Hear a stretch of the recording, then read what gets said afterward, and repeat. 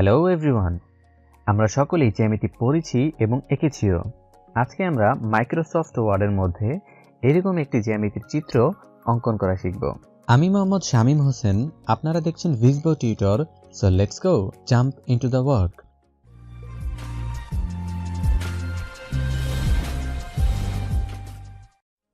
প্রথমে আমরা Microsoft ওয়ার্ডটি open করে নিচ্ছি।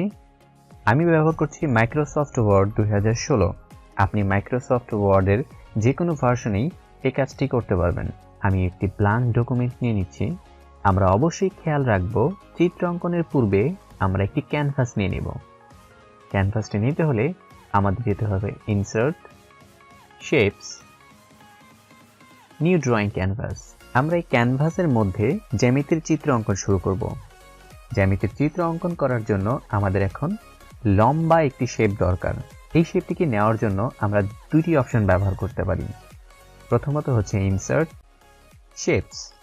এই জায়গা থেকে আমরা শেপসগুলো ব্যবহার করতে পারি আমাদের যা প্রয়োজন। ঠিক একই জিনিস আমরা ফরম্যাট মেনুতে পেতে পারি, ফরম্যাট, ইনসার্ট শেপস। এই বাটনটাতে ক্লিক করলে আমাদের সবগুলো শেপস চলে আসবে। আমি ব্যবহার করছি ফরম্যাট মেনু থেকে। আমরা একটি লাইন নিয়ে নিচ্ছি, লাইনটাকে লম্বালম্বিভাবে টেনে আমরা দিয়ে দিচ্ছি। এখন এক্স্যাক্টলি লম্বালম্বি করার জন্য অবশ্যই আমরা মাউসের লেফট বাটনে ক্লিক করে ধরে রাখবো এবং কিবোর্ডের শিফট বাটন চেপে ধরে রাখবো। মাউসের লেফট বাটন ছেড়ে দেব, তারপর কিবোর্ডের শিফট বাটন ছেড়ে দেব। আমরা আরো একটি লাইন নিয়ে নিচ্ছি, এই পাশ থেকে একটা ক্লিক করে টান দেব, মাউসটিকে ধরে রাখবো, কিবোর্ডের শিফট বাটন ধরে রাখবো, মাউসের লেফট বাটন ছেড়ে দেব, তারপর কিবোর্ডের বাটনটি ছেড়ে দেব। এখন আমাদের একটি বৃত্ত প্রয়োজন। সেই বৃত্তটি নেওয়ার জন্য আমরা বৃত্তের আইকনের উপরে মাউসের লেফট বাটনে ক্লিক করব। তারপর দেখতে পাচ্ছি আমাদের মাউসের আকৃতিটা প্লাসের মতো হয়ে গেছে। মাউসটি যখন মধ্যবিন্দুর মাঝখানে চলে আসবে তখন মাউসের লেফট বাটনে ক্লিক করে ধরে রাখবো, তারপর ডান পাশে নিচে কর্নার বরাবর টান দেব। তারপর কিবোর্ডের কন্ট্রোল এবং শিফট বাটন চাপ দিয়ে ধরে রাখবো। পর্যাপ্ত পরিমাণে বড় হয়ে গেলে তারপর আমরা মাউসের লেফট বাটন ছেড়ে দেব, তারপর কিবোর্ডের কন্ট্রোল এবং শিফট ছেড়ে দেব। এখন আমরা বৃত্তের মাঝখানের ফিল কালারটি অফ করে দেব যাতে আমাদের নিচের লাইনগুলো দেখা যায়। বৃত্তের ফিল কালারটি অফ করার জন্য বৃত্তটিকে সিলেক্ট করতে হবে। বৃত্তের উপরে মাউসের লেফট বাটনে সিঙ্গেল ক্লিক করব, চলে যাব ফরম্যাট, তারপর শেপ ফিল। শেপ ফিলে যাওয়ার পরবর্তীতে আমরা দেব নো ফিল। আমরা আউটলাইনের কালার পরিবর্তন করতে চাইলে শেপ আউটলাইনে চলে যাব, ব্ল্যাক কালার দিয়ে নেব। আমরা এই বৃত্তটিকে ডুপ্লিকেট করে নিতে পারি। ডুপ্লিকেট করে নেওয়ার জন্য Ctrl+D বাটনে প্রেস করব। দেখতে পাচ্ছি আমাদের বৃত্তটি ডুপ্লিকেট হয়ে গেছে। এখন আমরা বৃত্তটি আবার মাঝখানে বসিয়ে দেব, তারপর মাউসটিকে কর্নার বরাবর নিয়ে যাব। মাউসের আকৃতি যখন দুইটি অ্যারো কি চলে আসবে তখন আমরা মাউসের লেফট বাটনে ক্লিক করে ধরে রাখবো, নিচের দিক কর্নার বরাবর টান দেব। তারপর কিবোর্ডে কন্ট্রোল এবং শিফট চাপ দিয়ে ধরে রাখবো। পর্যাপ্ত পরিমাণে বড় ছোট করে মাউসের লেফট বাটন ছেড়ে দেব, তারপর কিবোর্ড এর কন্ট্রোল এবং শিফট ছেড়ে দেব। এখন আমরা একটু জুম করে নিচ্ছি। এই জায়গা থেকে আমরা প্লাসে ক্লিক করে আমরা জুম করতে পারি। স্ক্রল বারটা ধরে আমরা নিচে নিয়ে আসি। আমরা এখন এই লাইনটিকে ছোট করে দেব। এই লাইনটিকে ছোট করার জন্য মাউসটিকে লাইনের উপর নিয়ে যাব। মাউসের আকৃতি যখন চারটি অ্যারো কি চলে আসবে তখন মাউসের লেফট বাটনে ক্লিক করব এবং উপরে ছোট্ট একটি বৃত্তাকার বাটন দেখা যাচ্ছে। সেই বৃত্তাকার বাটনের উপরে মাউস পয়েন্টার নিয়ে গেলে দুইটি অ্যারো কি চলে আসবে।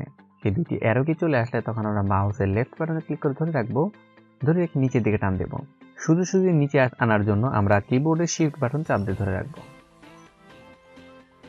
এখানে চলে আসলে আমরা মাউসের লেফট বাটন ছেড়ে দেব, তারপর কিবোর্ড ছেড়ে দেব।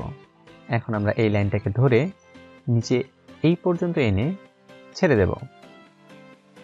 আবার এই লাইনটাকে ক্লিক করব এবং এই পয়েন্টটাকে ধরে আমরা এই পর্যন্ত নিয়ে ছেড়ে দেব। তার পরবর্তীতে এই লাইনটার উপরে ক্লিক করব, এই পাশের পয়েন্টটাকে ক্লিক করে ধরে এই পর্যন্ত এনে ছেড়ে দেব। এই পয়েন্টটাকেও ক্লিক করে ধরে রেখে এই পয়েন্ট পর্যন্ত এনে ছেড়ে দেব। এখন আমাদের এই আউটলাইনটি খুবই চিকন হয়ে গেছে। সেই আউটলাইনগুলো মোটা করার জন্য আমরা ব্যবহার করতে পারি format, shape outline, white 3/4 pt, colour আমরা ব্ল্যাক দিয়ে নিচ্ছি। ঠিক একইভাবে এটাকেও আমরা ব্ল্যাক কালার এবং হোয়াইটটাকে একটু বড় করে নেব। এখন আমাদের অক্ষরগুলো দিয়ে নিতে হবে। অক্ষর দেওয়ার জন্য আমরা ব্যবহার করব ড্র টেক্সট বক্স।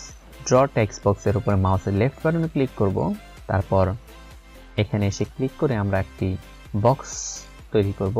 এখন আমরা একটি অক্ষর লিখব এ। এখন এই এ যখন আমরা লিখলাম, এটার মাঝখানের কালার সাদা থাকার কারণে আমাদের বৃত্তের আউটলাইনটি দেখা যাচ্ছে না। এখন আমাদের ড্র টেক্সট বক্সের ফিল এবং স্ট্রোক কালারটি অফ করে দিতে হবে। অফ করে দেওয়ার জন্য আমরা ড্র টেক্সট বক্সের উপরে মাউস পয়েন্টারটা নিয়ে যাব। মাউস পয়েন্টার আকৃতি যখন 4টে অ্যারোকে চলে আসবে তখন আমরা মাউসের লেফট বাটনে সিঙ্গেল ক্লিক করব, তারপর চলে যাব format, shape fill, no fill, shape outline, no outline. এখন আমরা এই ড্র টেক্সট বক্সটাকে ডুপ্লিকেট করে নেব, যাতে আমরা এইটাই সব জায়গায় ব্যবহার করতে পারি। আমাদের 8টি অক্ষর প্রয়োজন, সে কারণে আমরা ডুপ্লিকেট করে নেব। এটা ডুপ্লিকেট করার কিবোর্ড কমান্ড হচ্ছে Ctrl+D। এখন আমরা এই অক্ষরগুলো আউটলাইনের উপর মাউস পয়েন্টারটা নিয়ে যাব, তারপর মাউসের লেফট বাটনে ক্লিক করে ধরে নির্দিষ্ট স্থানে নিয়ে ছেড়ে দেব। আমাদের এই ড্র টেক্সট বক্স থেকে সিলেক্ট করার জন্য আমরা অক্ষরের উপরে ক্লিক করব, তারপরে আউটলাইন দেখা গেলে সেই আউটলাইনের উপর মাউস পয়েন্টারটা নিয়ে যাব, তারপর মাউসের লেফট বাটনে ক্লিক করে ধরে নির্দিষ্ট স্থানে নিয়ে ছেড়ে দেব।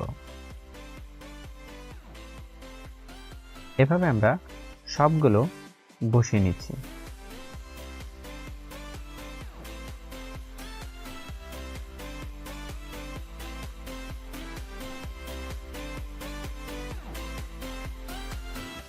এখন আমরা ড্র টেক্সট বক্সের উপরে সিঙ্গেল মাউসের লেফট বাটনে ক্লিক করব, ব্যাকস্পেস ব্যবহার করে আমরা অক্ষরগুলো চেঞ্জ করে দেব।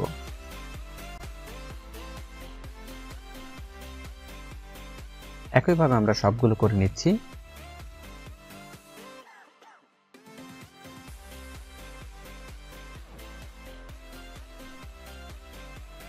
আমরা এটাকে জুম আউট করে নিচ্ছি এবং আমাদের ক্যানভাসের সাইজটিকে ডান পাশ থেকে বাম পাশে চাপিয়ে নিচ্ছি। এভাবে আমরা মাইক্রোসফট ওয়ার্ডের মধ্যে জ্যামিতির চিত্র অঙ্কন করতে পারি।